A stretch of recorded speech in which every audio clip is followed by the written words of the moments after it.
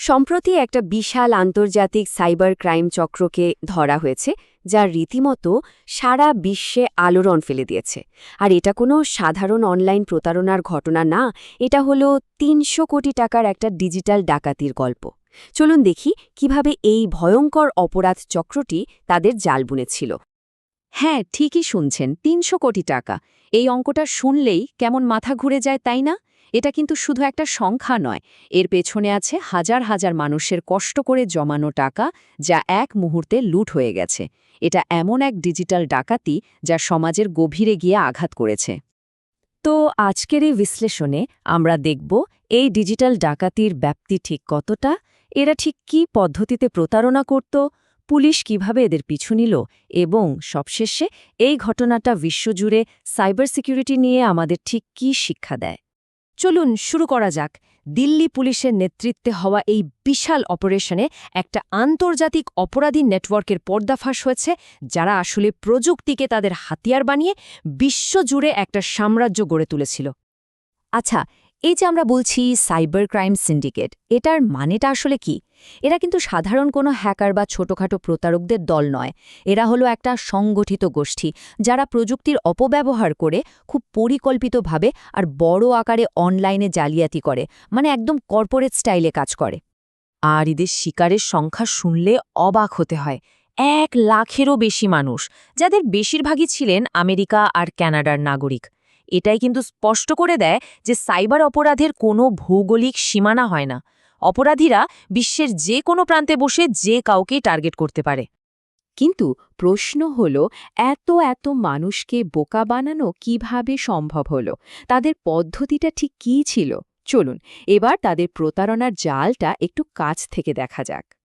ওদের পদ্ধতিটা ছিল মারাত্মক চালাকির আর পুরোটাই মনস্তাত্ত্বিক।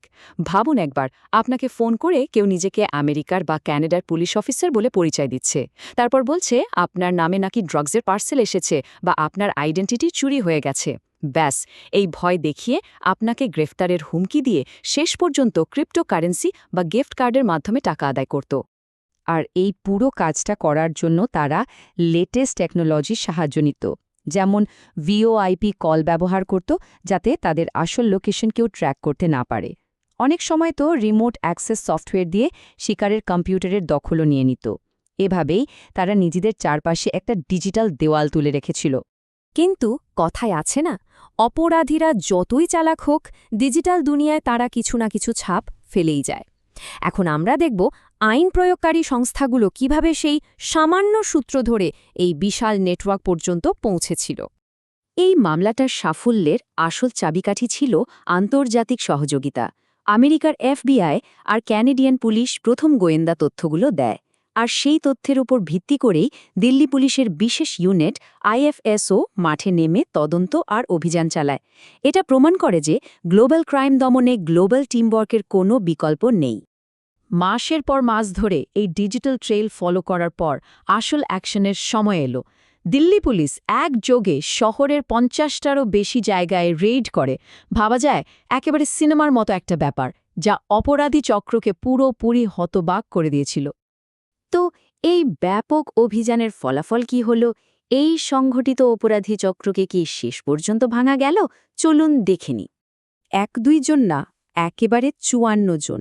হ্যাঁ, এই অভিযানে মোট ৫৪ জন সিন্ডিকেট মেম্বারকে গ্রেফতার করা হয়। এই একটা সংখ্যায় বলে দেয় অপারেশনটা কতটা সফল ছিল, কারণ এরা সবাই এই ডিজিটাল ডাকাতির বিভিন্ন স্তরে জড়িত ছিল।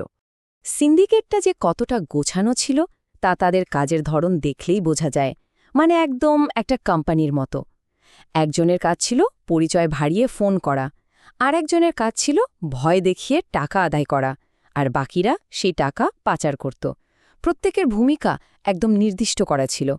অভিযানের সময় যা যা সরঞ্জাম বাজেয়াপ্ত করা হয়েছে তা শুনলেই এই অপারেশনের বিশালতা বোঝা যায়। ৯০টারও বেশি ল্যাপটপ, ২৫০টা মোবাইল ফোন আর ৬০০টা সিম কার্ড। বোঝাই যাচ্ছে এটা কোনো ছোটখাটো দল ছিল না, রীতিমতো একটা বিশাল পরিকাঠামো ব্যবহার করে এই ডিজিটাল ডাকাতি চালানো হচ্ছিল। আচ্ছা, এই সিন্ডিকেট তো ধরা পড়ল, কিন্তু এই ঘটনাটা বিশ্বজুড়ে সাইবার সিকিউরিটির জন্য একটা বড় প্রশ্ন রেখে যায়। এই ঘটনা থেকে আমরা বৃহত্তর প্রেক্ষাপটে কি শিখতে পারি? উত্তরটা হলো একদমই না। এই ধরনের ঘটনা আসলে একটা বড় সমস্যারই ইঙ্গিত দেয়। প্রযুক্তি যত উন্নত হচ্ছে, অপরাধীরাও তত নতুন নতুন কৌশল বের করছে, যা বিশ্বজুড়ে আইন প্রয়োগকারী সংস্থাগুলোর জন্য একটা বিরাট চ্যালেঞ্জ তৈরি করছে। অপরাধের বিবর্তনটা এখানে খুব স্পষ্ট। আগে যা ছিল ব্যাংকে গিয়ে ডাকাতি, এখন তা হয়েছে ডিজিটাল ডাকাতি। আগে শারীরিক হুমকির ভয় দেখানো হতো, এখন দূর থেকে মানসিক চাপ তৈরি করা হয়। আর নগদ টাকার জায়গা নিয়ে নিয়েছে ক্রিপ্টোকারেন্সি, যা ট্র্যাক করা খুবই কঠিন। এক কথায় বলতে গেলে এই সিন্ডিকেটগুলো প্রযুক্তি আর আন্তর্জাতিক সীমানার ফাঁকফোকরকে কাজে লাগায়।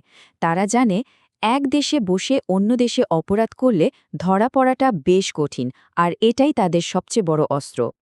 আর এখানেই সবচেয়ে বড় প্রশ্নটা চলে আসে। অপরাধীরা যখন ভৌগোলিক সীমানা মানছে না, প্রযুক্তির আড়ালে লুকিয়ে থাকছে, তখন আমাদের বিচার ব্যবস্থা আর আইন প্রয়োগকারী সংস্থাগুলো এই নতুন যুগের চ্যালেঞ্জের মোকাবেলা কিভাবে করবে? এটা এমন একটা প্রশ্ন যা আমাদের সবাইকে ভাবিয়ে তোলে।